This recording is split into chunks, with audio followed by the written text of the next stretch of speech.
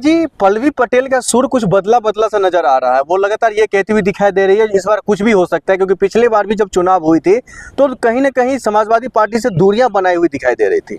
नहीं, पिछली बार के चुनाव में हालांकि बीच में वो कुछ दूरियां बनाती हुई दिख रही थी पीडीए के मुद्दे पे, लेकिन बाद में वो साथ में रही हैं। और क्योंकि उनकी विचारधारा पीडीए से ज्यादा नजदीक है, तो चाहे वो इलेक्शन अलग लड़े, लेकिन मेरे जो समझ है राजनीतिक, उस हिसाब से पल्लवी पटेल पीडीए के साथ रहेंगी या अकेले चुनाव लड़ेंगी।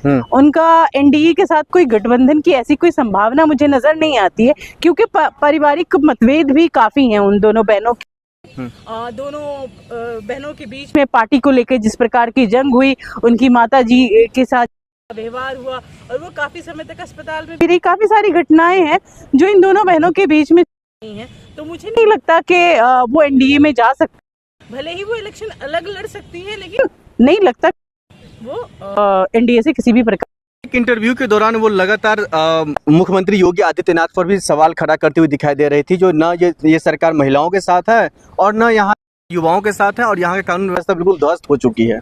देखिए, यूपी का पूरा कानून व्यवस्था है वो अगर हम बारीकी से देखें, तो आपको बारीकी से क्या आंखों से देखें, जो पीआर का चश्मा या जो हमारा मीडिया को हटा कर देखें, तो हमें खुद अपनी आंखों से नजर आएगा कि यूपी में क्या हालात हैं, क्या वहाँ की कानूनी हालात हैं, क्या किस प्रकार की घटनाएं रोज वहाँ पर होती हैं। लेकिन जो पीआर है, जो टीवी है, वो योगी जी को इस प्रकार से बनाता है, बड़े कैनवास पे उनका इस तरह से चित्रित करता है जैसे कि योगी है तो जितने भी क्रिमिनल्स हैं वो सब डरे हुए हैं, वो सब सरेंडर कर रहे हैं।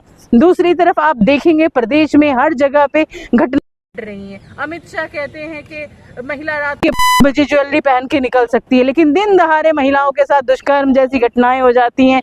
बेटियां अपने कॉलेज से निकलने पे सुरक्षित नहीं है, घर की गलियों में सुरक्षित नहीं है।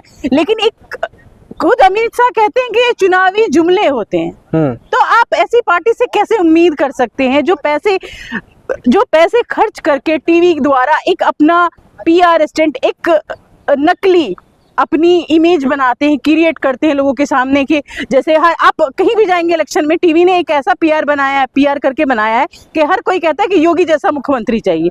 तो लेकिन क्यों चाहिए? अगर आप क्राइम्स देखें, हमारा डाटा है उसमें भी यूपी टॉप पर आता है, तो किस प्रकार हम कह सकते हैं कि यूपी एक सुरक्षित राज्य है? आप कह रहे हैं यूपी सुरक्षित राज्य नहीं है, लेकिन वही दूसरी तरफ योगी आदित्यनाथ जी हो या देश के गृह मंत्री अमित शाह जी हो या फिर जो एनडीए अलायंस के तो यूपी के मुख्यमंत्री का गुणगान कह रहे जब से ये मुख्यमंत्री बने तब से एकदम बहुत बेहतरीन कामकाज हुआ है और 2027 में फिर से यही होगा।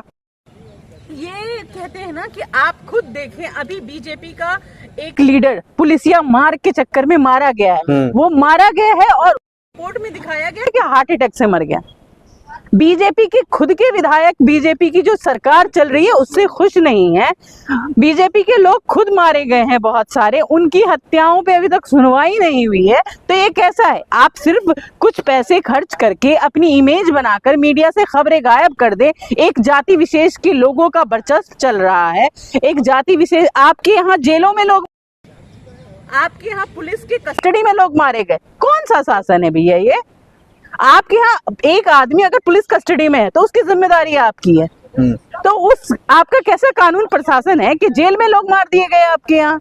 तो क्या उत्तर प्रदेश व्यवस्था नहीं है? बिल्कुल भी नहीं है। ये एक भ्रम की स्थिति बनाई गई है। हम लोग एक जब पढ़ते थे तो एक इल्यूजनरी वर्ड आता है कि हमें दूर से नजर आता है कि यहाँ पे कोई चीज है, लेकिन जब हम उसके करीब जाते हैं चीज नहीं दिखती है।